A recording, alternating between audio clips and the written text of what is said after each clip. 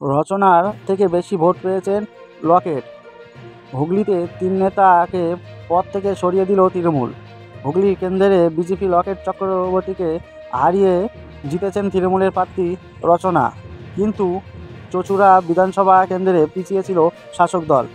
হুগলি লোকসভা কেন্দ্রে দল জিতলেও নিজ নিজ এলাকায় খারাপ ফলের দায়ে হুগলি 3 নেতার পদ কাটল তৃণমূল।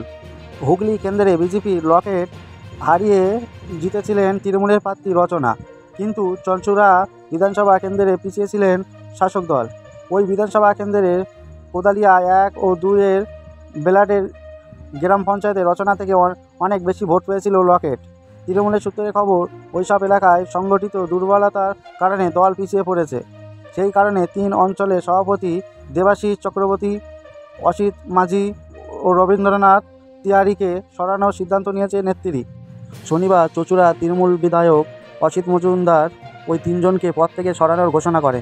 তাদের জায়গায় কোদালিয়া 1 নম্বর পঞ্চায়েতের সভাপতি করা হয় শুভেন্দু ঘড়াইকে ও কোদালিয়া 2 নম্বর পঞ্চায়েতের অঞ্চল সভাপতি করা হয় গৌতম মজুমদারকে।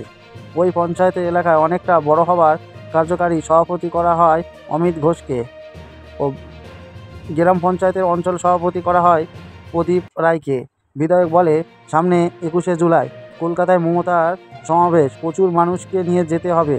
সেই কারণে সংগঠিত দুর্বলতা কাটিয়ে উঠতে হবে।